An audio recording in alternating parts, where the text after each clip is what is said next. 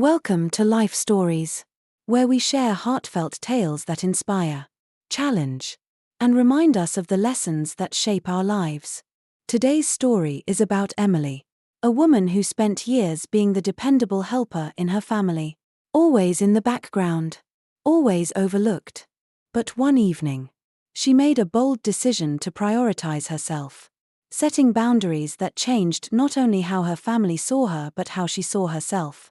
It's a journey of love, self-respect, and finding freedom. Stay tuned. And don't forget to subscribe to Life Stories to start today's inspiring tale. The phone rang late one evening, jolting me out of my thoughts. My mother's familiar voice greeted me, brisk and purposeful, as if she had already mentally assigned me a task before I even said hello. "He'll come early on Friday to set the table." "Right, Emily," she said, her tone leaving no room for hesitation. "Wait, what's happening on Friday?" I asked, momentarily stunned. Pressing the phone closer to my ear, she sighed, exasperated as though I had missed something obvious.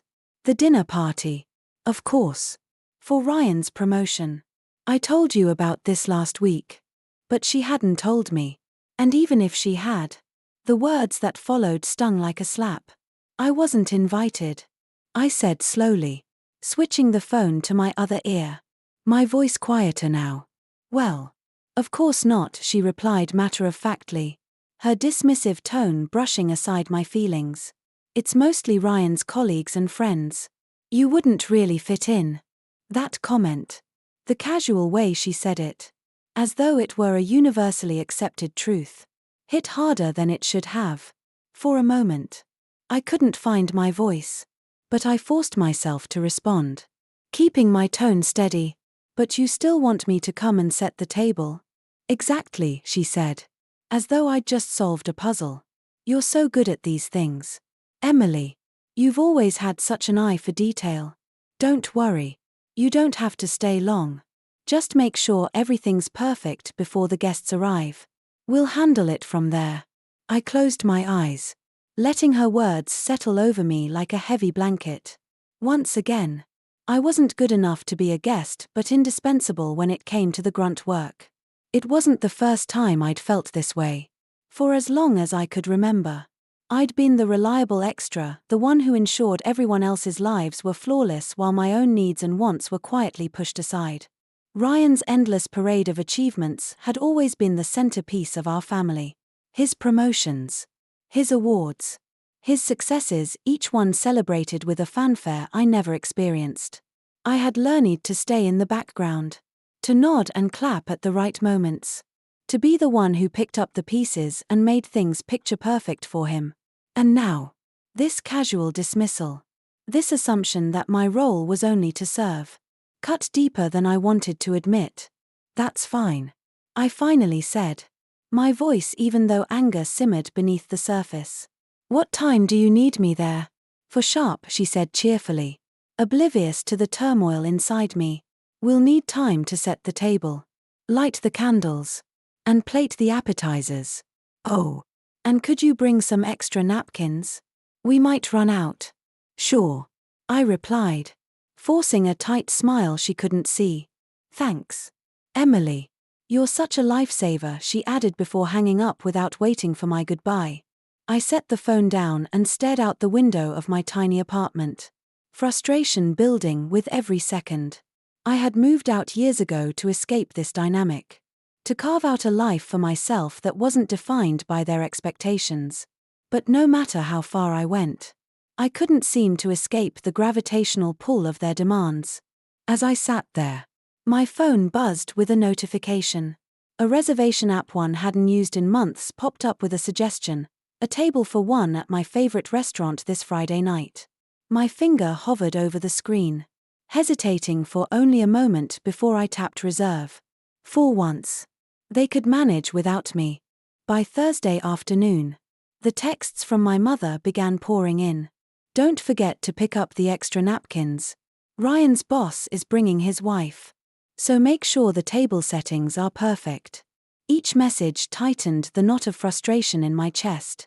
They hadn't even bothered to ask if I wanted to help, They simply assumed I'd show up, ready to work behind the scenes. I sat on my couch that night, staring at the confirmation email for my reservation. Part of me felt guilty for booking it. Was it selfish to leave them hanging when they clearly needed help? But then I thought about the years I'd dropped everything for them, only to be dismissed, ignored, or excluded. This wasn't just about Friday night. It was about years of being overlooked. No, I thought. Silencing their endless messages. This time, they can figure it out on their own. On Friday morning, my mom called again. "Emily, just a quick reminder to be here by 4, she said. Her voice as bright as ever. "We're counting on you to make sure everything's ready before the guests arrive." I hesitated, my heart pounding. "Don't worry, Mom," I said finally. "I'll take care of it." "Oh, good," she said, relieved. "You always know how to make things perfect. I don't know what we'd do without you." "Yeah," I replied softly, swallowing the anger bubbling inside me. "I know." That evening, instead of heading to my parents' house, I slipped into my favorite dress, did my makeup, and grabbed my purse. As I locked the door behind me and stepped into the cool evening air, a weight lifted off my shoulders. For the first time in years, I wasn't putting their needs above my own. By the time the clock struck 7:30, I was seated at my favorite table in the softly lit restaurant, a glass of wine in hand and a small, satisfied smile on my face. Let them figure it out, I thought, savoring the first sip. Tonight, they were on their own. The soft glow of candlelight flickered across my table as I swirled the wine in my glass, savoring the rich, velvety texture that lingered on my tongue. Around me, the gentle hum of conversation and the clinking of silverware filled the air with a kind of serenity I hadn't experienced in years. For once, I wasn't rushing to make everything perfect for someone else. Back at my parents' house, though, I could imagine the chaos unfolding. My mother pacing the kitchen, her sharp tone cutting through the air. "Where is she? Emily said she'd be here." My father, ever the peacemaker, would murmur something about me being just a bit late, trying to diffuse her frustration. And Ryan? He'd be in the living room, checking his reflection in the window or scrolling through his phone. Indifferent as ever. They'd assumed I'd come, just as I always had. They hadn't even entertained the thought that this time might be different. At 7:45, as I took another sip of wine and scanned the restaurant, my phone buzzed insistently in my purse. I didn't even have to look to know what it was. My mother's frantic texts were probably piling up like a string of firecrackers. "Where are you? Guests will be here any minute. Why aren't you answering? We need you." For a fleeting moment, guilt tried to creep in, tugging at the edges of my resolve. But then I thought about the years I'd sacrificed for them, the birthdays I'd spent cleaning up their messes, the countless hours I'd poured into making everything just right for Ryan's celebrations while being pushed further into the background. I smiled faintly, ignoring the buzzing phone and signaling the waiter for another glass of wine. This time, they would have to figure it out without me. As the wine arrived, I leaned back in my chair and let my mind wander to the past. It wasn't always this way. There was a time when I felt seen. When my family treated me as someone who mattered. Not just someone who could handle the details. But somewhere along the way, maybe when Ryan's successes began to outshine everything else. Or when my mother's standards grew impossible, I had become invisible. Reduced to a role instead of a person. Across the restaurant, a couple laughed over a shared dessert, their warmth filling the space between them. It was a stark contrast to the strained, transactional exchanges I'd grown used to at home. Watching them, I realized how deeply I craved connections that weren't built on expectations or obligations. Back at my parents' house, I imagined the guests arriving to find a table that wasn't ready, appetizers still in the fridge, candles sitting unlit in their holders. My mother's sharp voice would have risen in panic, her frustration spilling over onto anyone in earshot. "Why aren't the appetizers out yet?" she'd snap at my dad, who would be fumbling with a bottle of wine, muttering something about doing his best. "You said Emily would handle it," she'd hiss. "Well, she's not here. Is she?" he'd respond, a rare note of irritation in his voice. Ryan would probably shrug, indifferent as ever. "Honestly, I don't know why you keep relying on her," he'd say, his smirk as cutting as his words. "She's always been flaky." Flaky. That word would hang in the air, sour and bitter. And for once, I wasn't there to absorb it, to defend myself, to explain away their assumptions. Meanwhile, I was halfway through my meal, the rich flavors of roasted duck and cranberry glaze melting on my tongue. The waiter had just asked if I'd like to see the dessert menu, and I found myself nodding, eager to extend this moment of peace. As the tiramisu arrived, layers of espresso-soaked sponge and mascarpone cream dusted with cocoa, I let myself savor it fully. Each bite felt like a small act of rebellion, a declaration that I deserved this, to enjoy, to indulge, to be present for myself. By the time I left the restaurant, the air outside was crisp and cool, the streets glowing under soft yellow streetlights. My phone buzzed again, but I ignored it, walking slowly back to my car with a lightness I hadn't felt in years. For the first time, I had put my needs above theirs, and it felt incredible. Back at my parents' house, though, the fallout was far from over. My mom would be pacing, her frustration spilling into every corner of the house. "This wouldn't have happened if Emily had been here," she'd mutter, slamming a plate into the sink. My dad might have sighed, leaning against the counter as exhaustion seeped into his voice. Maybe he'd say quietly, "Or maybe we shouldn't have expected her to handle everything in the first place." It wasn't a conversation I'd ever expected them to have. But maybe, just maybe, they were starting to see the cracks in the foundation they'd built on my reliability. And that was enough for me. At least for tonight. The morning after my quiet rebellion.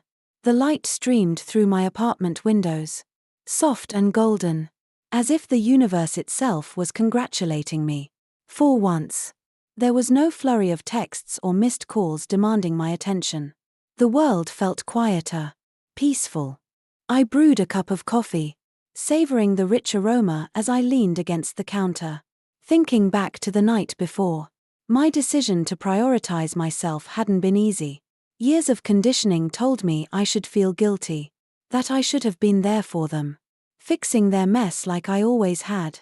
But instead, I felt liberated.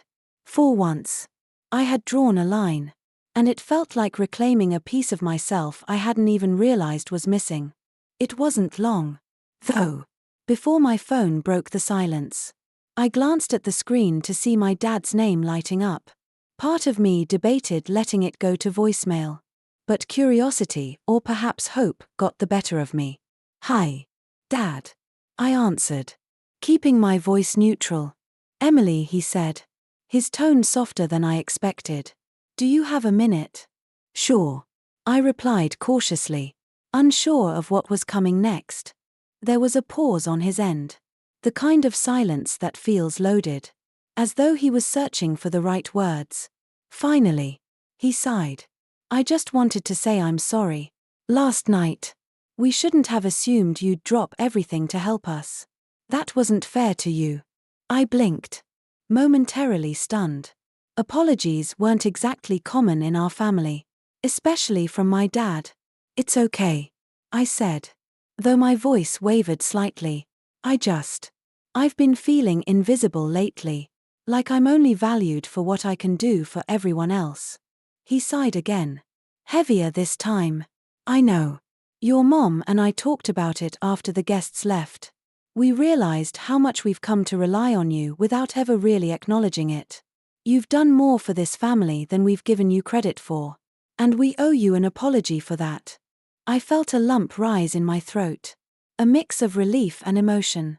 His words weren't perfect, but they were a start. "That means a lot to hear, Dad," I admitted, my voice softening. We spoke for a few more minutes before hanging up, and when the call ended, I stared at the phone in my hand, feeling lighter than I had in months. It wasn't a complete resolution, but it was enough to make me believe that maybe, just maybe, things could change. Later that day, Amanda, my closest friend and self-proclaimed life coach, stopped by. She had an uncanny knack for knowing when I needed her, often arriving with wine or takeout as her weapon of choice. So she said, flopping onto my couch with dramatic flair, "How did it go? Did the dinner party implode without you?" "Pretty much," I replied with a smirk, recounting the fallout I'd imagined and the surprisingly heartfelt conversation with my dad. She raised an eyebrow, clearly impressed. "An apology from your dad? That's unexpected. Tell me about it," I said, shaking my head. "I think they're finally starting to realize how much they've taken me for granted." Amanda raised an imaginary glass in the air. "To Emily, the unsung hero." We laughed. And for the first time in years, I felt like I wasn't just venting to her. I was sharing a victory, however small it might have been. But even with the apology from my dad, I knew the real challenge would be talking to my mom. She was the one who set the tone in our family, the one whose approval or lack of it shaped so much of how I was treated. If I wanted real change, I'd have to confront her. That evening, I sat with my thoughts, turning over the words I wanted to say. It wasn't just about last night. It was about years of being the reliable one, the helper, the one who made everything easier for everyone else while my own needs were sidelined. I decided I'd call her the next day. For now, I allowed myself to savor the small step forward. My dad's apology had been a flicker of hope, a sign that they were starting to see me not just as the person who fixed their problems but as someone deserving of respect and consideration. As I poured myself a glass of wine and settled onto the couch with a book, I let the day's events sink in. This was only the beginning. I knew change wouldn't happen overnight. But for the first time, I felt like I had taken control of my narrative. I wasn't just reacting to their expectations anymore, I was setting my own boundaries, defining what I would and wouldn't accept. Tomorrow, I'd face my mom. Tonight, though, I allowed myself to rest, to breathe, and to enjoy the quiet triumph of reclaiming a part of myself that had been lost for far too long. As the weeks passed, my family slowly began to change, not dramatically, but in small, meaningful ways. Invitations came with genuine consideration, not assumptions. Conversations felt less transactional and more heartfelt. I no longer felt like the invisible helper, but a person who mattered. It wasn't perfect, Ryan still had his moments, and old habits lingered, but for the first time, I saw genuine effort. Most importantly, I saw myself in a new light, someone capable of setting boundaries, prioritizing her happiness, and living life on her own terms. The journey wasn't just about them learning to value me, it was about me learning to value myself. And as I sat at my apartment window one evening, sipping coffee and watching the sunset, I smiled, knowing this was just the beginning. Thank you for watching. Don't forget to like and subscribe to Life Stories for more inspiring tales.